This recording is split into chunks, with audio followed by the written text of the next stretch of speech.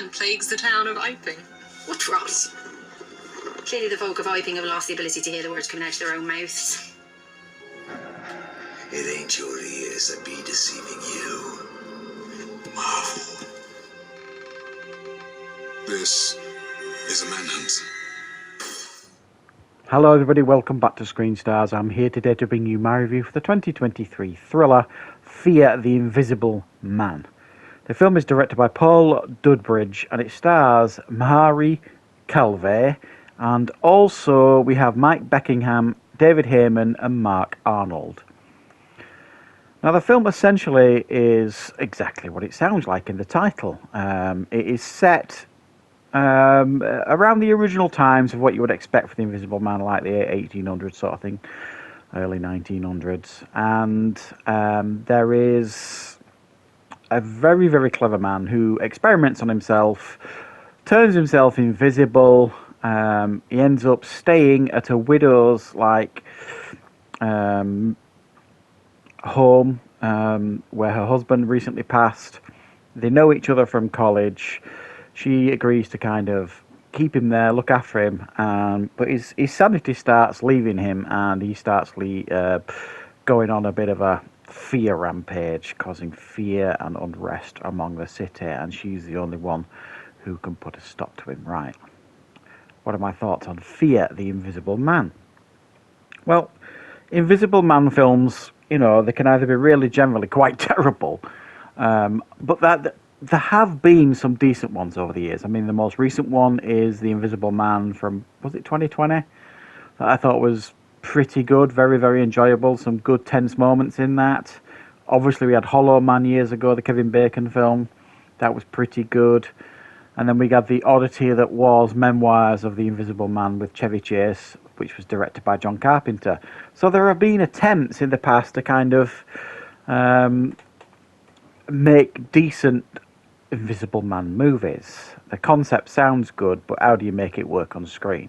Well, what we have here essentially is a low-budgeted attempt at doing this, which probably should get alarm bells ringing here. How are they going to pull off the effects in a film like this with a limited budget? Well, the first thing I do want to say in regards to the effects, while obviously they're not up to the standard of Invisible Man, even Hollow Man, or even Memoirs of an Invisible Man, they were big budgeted movies for the most part, certainly compared to this. The effects here are more impressive than you would initially imagine.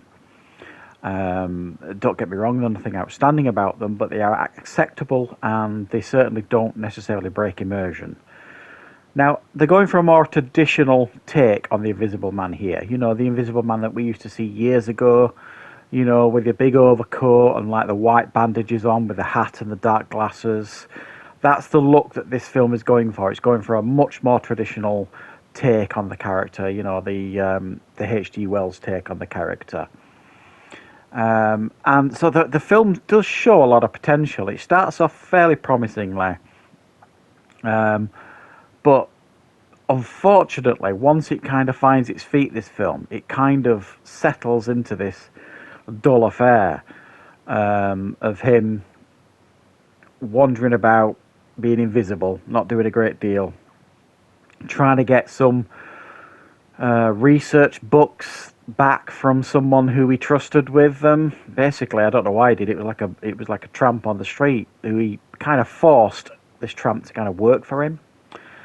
So this tramp has got all his money and he's got like his research books and stuff, and he needs these books back in order to try and create a cure for himself. So he needs Adeline, this person that he knows previously when they were at college together. But she becomes increasingly distrustful as the movie goes on, because there are more and more sinister things happening as his sanity slips.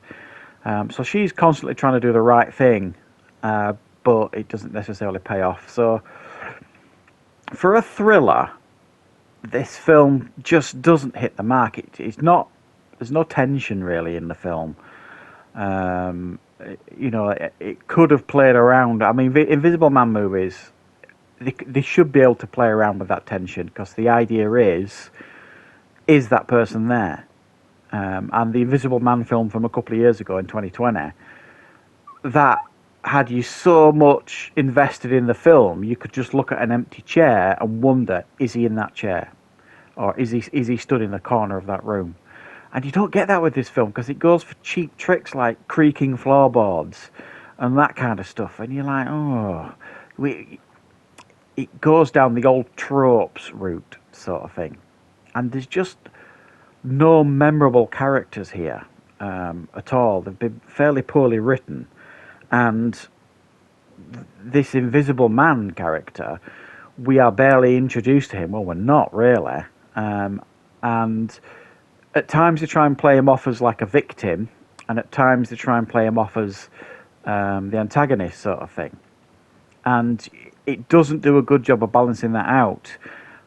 You don't feel sympathy for the character because your first introduction of him is fairly sinister.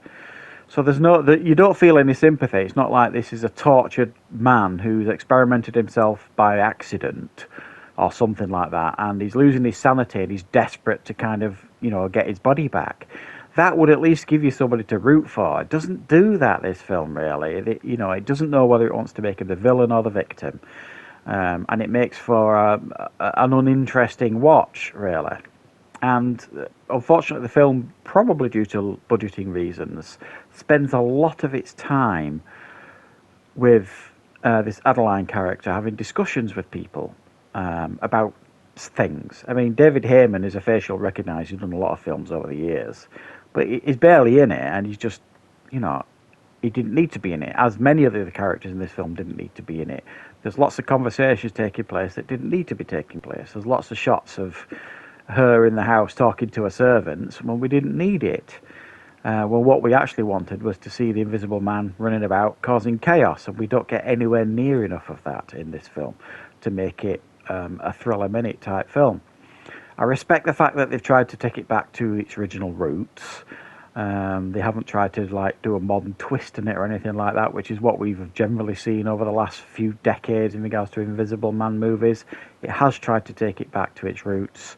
Unfortunately, what we've got is a fairly dull affair that's not scary, it's not thrilling, it's not massively entertaining.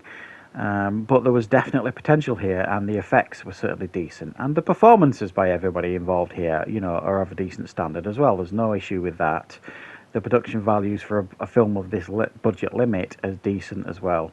And there are some decent ideas going on here. They just don't necessarily deliver consistently. So thanks for watching, guys. I hope you enjoyed this review. I hope you found it useful. I'll be back with more reviews and content on the channel very, very soon.